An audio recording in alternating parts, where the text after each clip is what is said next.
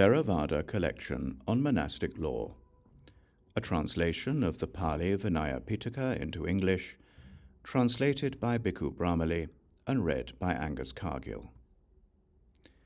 Discussion of the proper conduct toward a pupil. And a teacher should conduct himself properly toward his pupil. This is the proper conduct. A teacher should help and take care of his pupil through recitation, questioning, and instruction. If the teacher has a bowl but not the pupil, the teacher should give it to him, or he should make an effort to get him one. If the teacher has a robe but not the pupil, the teacher should give it to him, or he should make an effort to get him one. If the teacher has a requisite but not the pupil, the teacher should give it to him, or he should make an effort to get him one. Monks and alms round. If the pupil is sick, the teacher should get up at the appropriate time and give his pupil a tooth cleaner and water for rinsing the mouth, and he should prepare a seat for him. If there is congee, he should rinse a vessel and bring the congee to his pupil. When he has drunk the congee, the teacher should give him water and receive the vessel. Holding it low, he should wash it carefully without scratching it, and then put it away. When the pupil has gotten up, the teacher should put away the seat. If the place is dirty, he should sweep it. If the pupil wants to enter the village, the teacher should give him a sarong and receive the one he is wearing in return. He should give him a belt. He should put the upper robes together, overlapping each other edge to edge, and then give them to him. He should rinse his pupil's bowl and give it to him while wet. Before he is due back, the teacher should prepare a seat and set out a footstool, a foot scraper, and water for washing the feet. He should go out to meet the pupil and receive his bowl and robe. He should give him a sarong and receive the one he is wearing in return.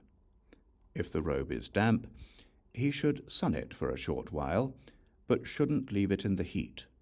He should fold the robe, offsetting the edges by 7 centimeters, so that the fold doesn't become worn. He should place the belt in the fold. If there is alms food and his pupil wants to eat, the teacher should give him water and then the alms food. He should ask his pupil if he wants water to drink. When the pupil has eaten, the teacher should give him water and receive his bowl. Holding it low, he should wash it carefully without scratching it. He should then dry it and sun it for a short while, but shouldn't leave it in the heat. The teacher should put away the robe and bowl. When putting away the bowl, he should hold the bowl in one hand, feel under the bed or the bench with the other, and then put it away. He shouldn't put the bowl away on the bare floor. When putting away the robe, he should hold the robe in one hand, wipe the bamboo robe rack or the clothesline with the other, and then put it away by folding the robe over it, making the ends face the wall and the fold face out. When the pupil has gotten up, the teacher should put away the seat and also the footstool, the foot scraper, and the water for washing the feet. If the place is dirty, he should sweep it. Bathing. If the pupil wants to bathe, the teacher should prepare a bath. If he wants a cold bath, he should prepare that. If he wants a hot bath, he should prepare that.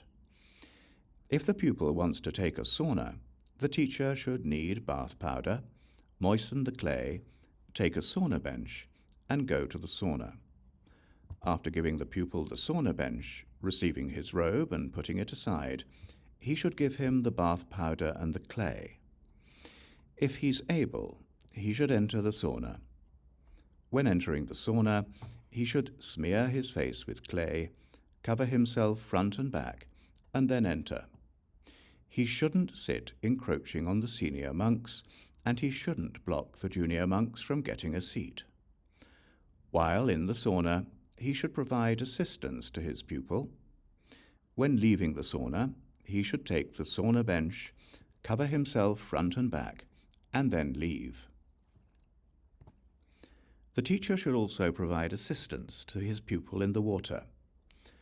When the teacher has bathed, he should be the first to come out. He should dry himself and put on his sarong. He should then wipe the water off his pupil's body, and he should give him his sarong and then his upper robe. Taking the sauna bench, he should be first to return. He should prepare a seat and also set out a footstool, a foot scraper, and water for washing the feet. He should ask his pupil if he wants water to drink. The dwelling. If the dwelling where the pupil is staying is dirty, the teacher should clean it if he is able. When he is cleaning the dwelling, he should first take out the bowl and robe and put them aside. He should take out the sitting mat and the sheet and put them aside. He should take out the mattress and the pillow and put them aside. Holding the bed low, he should carefully take it out without scratching it or knocking it against the door or the door frame, and he should put it aside. Holding the bench low, he should carefully take it out without scratching it or knocking it against the door or the door frame, and he should put it aside. He should take out the bed supports and put them aside. He should take out the spittoon and put it aside. He should take out the leaning board and put it aside. After taking note of its position, he should take out the floor cover and put it aside. If the dwelling has cobwebs, he should first remove them from the ceiling cloth, and he should then wipe the windows and the corners of the room.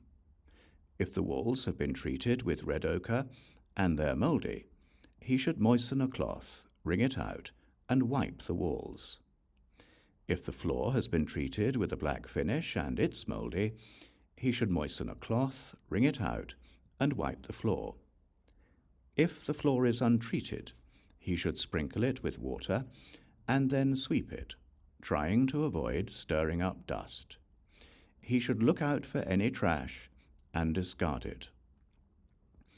He should sun the floor cover, clean it, beat it, bring it back inside, and put it back as before. He should sun the bed supports, wipe them, bring them back inside, and put them back where they were. He should sun the bed, clean it, and beat it. Holding it low, he should carefully bring it back inside without scratching it or knocking it against the door or the door frame, and he should put it back as before. He should sun the bench, clean it, and beat it. Holding it low, he should carefully bring it back inside without scratching it or knocking it against the door or the door frame, and he should put it back as before. He should sun the mattress and the pillow, clean them, beat them, bring them back inside, and put them back as before.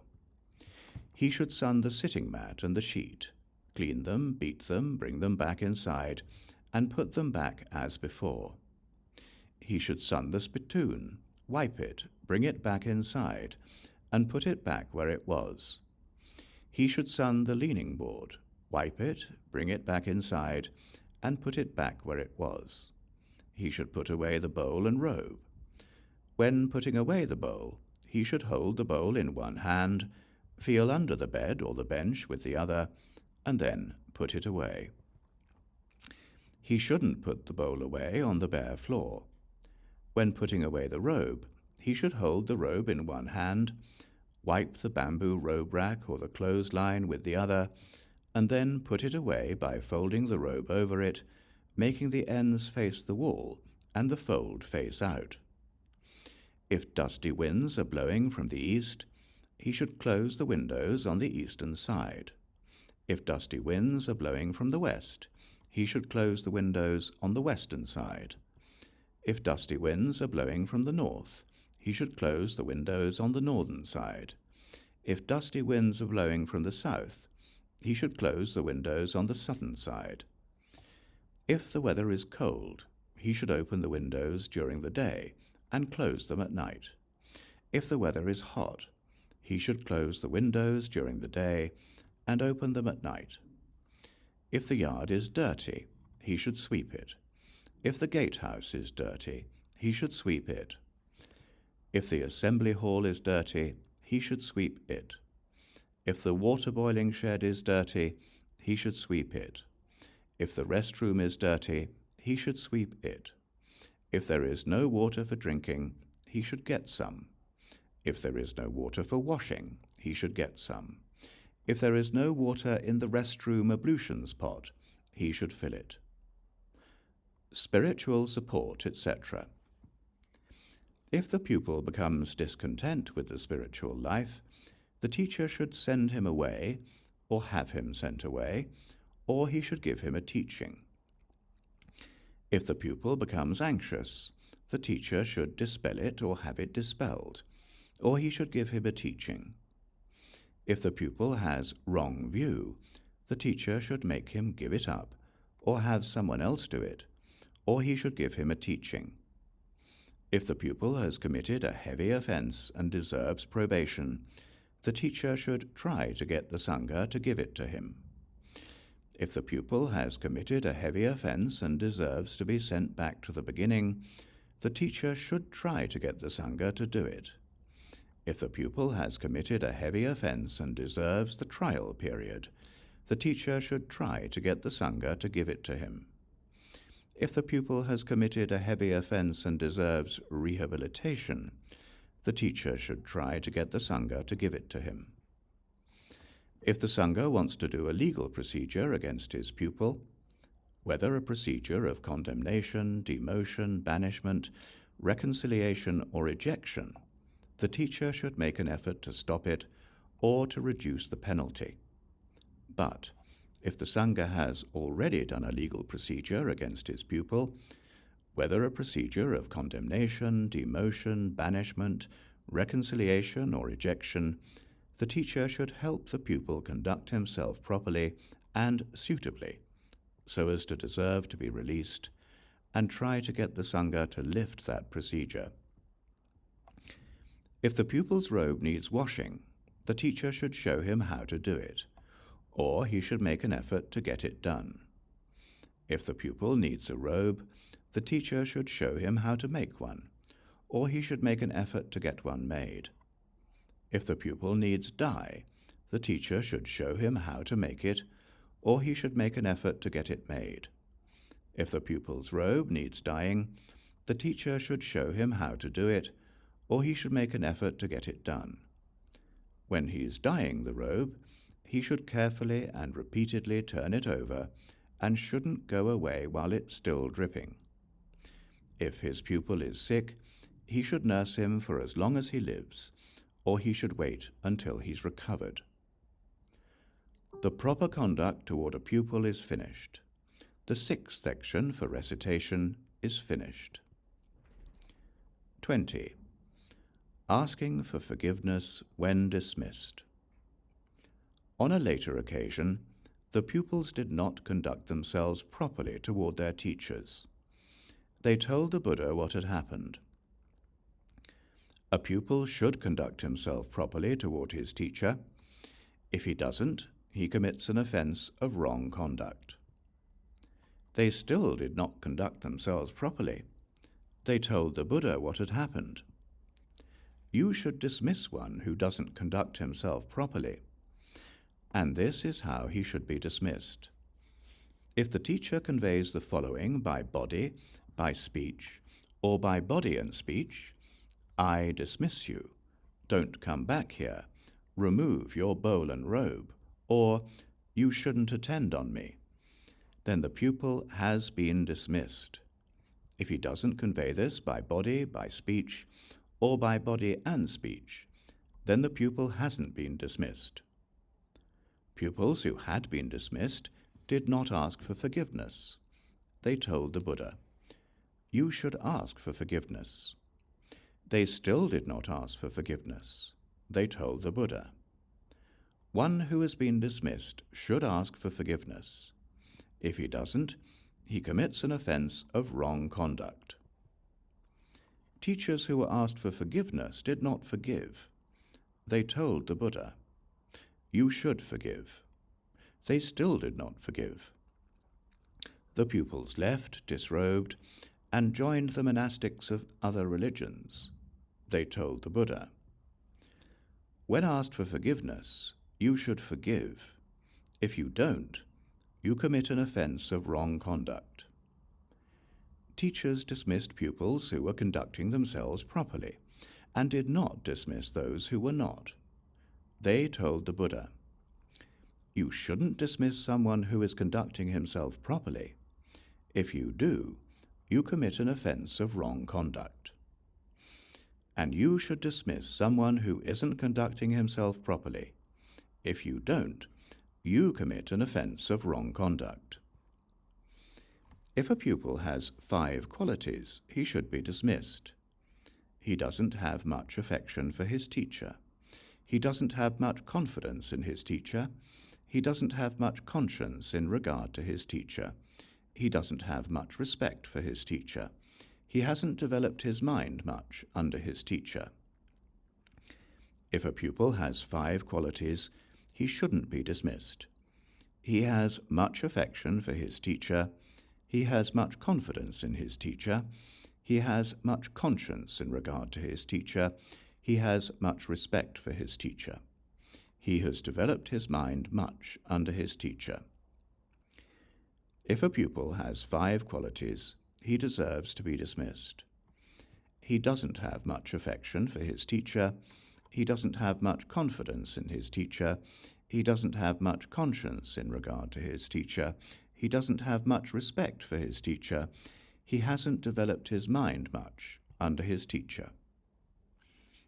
If a pupil has 5 qualities, he doesn't deserve to be dismissed. He has much affection for his teacher. He has much confidence in his teacher. He has much conscience in regard to his teacher. He has much respect for his teacher. He has developed his mind much under his teacher. If a pupil has 5 qualities, the teacher is at fault if he doesn't dismiss him, but not if he does. The pupil doesn't have much affection for his teacher. He doesn't have much confidence in his teacher. He doesn't have much conscience in regard to his teacher. He doesn't have much respect for his teacher. He hasn't developed his mind much under his teacher. If a pupil has 5 qualities, the teacher is at fault if he dismisses him, but not if he doesn't. The pupil has much affection for his teacher. He has much confidence in his teacher. He has much conscience in regard to his teacher. He has much respect for his teacher. He has developed his mind much under his teacher. Asking for forgiveness when dismissed is finished. 21. The ignorant and incompetent. Then, once they had 10 years of seniority, ignorant and incompetent monks gave formal support. As a result, there were ignorant teachers with knowledgeable pupils, incompetent teachers with competent pupils, uneducated teachers with learned pupils, and foolish teachers with wise pupils. The monks of few desires complained and criticized them. How can ignorant and incompetent monks give formal support just because they have 10 years of seniority? There are ignorant teachers with knowledgeable pupils, incompetent teachers with competent pupils, uneducated teachers with learned pupils, and foolish teachers with wise pupils. They told the Buddha what had happened. Is it true, monks, that this is happening? It's true, sir. The Buddha rebuked them. He then gave a teaching and addressed the monks. An ignorant and incompetent monk shouldn't give formal support. If he does, he commits an offense of wrong conduct. I allow a competent and capable monk who has 10 or more years of seniority to give formal support. The section on the ignorant and incompetent is finished. 22. Discussion of the ending of formal support. At that time, There were preceptors and teachers who went away, disrobed, died, or joined another group, but their pupils did not know about the ending of support. They told the Buddha, "There are these 5 reasons why the formal support from a preceptor comes to an end. The preceptor goes away. The preceptor disrobes. The preceptor dies. The preceptor joins another group, or the preceptor orders it. There are these 6 reasons why the formal support from a teacher comes to an end. The teacher goes away. The teacher disrobes. The teacher dies. The teacher joins another group. The teacher orders it, or one is reunited with one's preceptor. The discussion of the ending of formal support is finished." The 5 requirements for giving the full ordination. A monk who has 5 qualities shouldn't give the full ordination, give formal support, or have a novice monk attend on him. He doesn't have the virtue, stillness, wisdom, freedom or knowledge and vision of freedom of one who is fully trained. But a monk who has 5 qualities may give the full ordination, give formal support, and have a novice monk attend on him. He has the virtue, stillness, wisdom, freedom and knowledge and vision of freedom of one who is fully trained. A monk who has another 5 qualities shouldn't give the full ordination, give formal support, or have a novice monk attend on him. He neither has it himself, nor encourages others in the virtue, stillness, wisdom, freedom or knowledge and vision of freedom of one who is fully trained. But a monk who has 5 qualities may give the full ordination, give formal support, and have a novice monk attend on him. He both has it himself and encourages others in the virtue, stillness, wisdom, freedom and knowledge and vision of freedom of one who is fully trained. A monk who has another 5 qualities shouldn't give the full ordination, give formal support, or have a novice monk attend on him. He has no faith, conscience, or moral prudence, and he is lazy and absent-minded.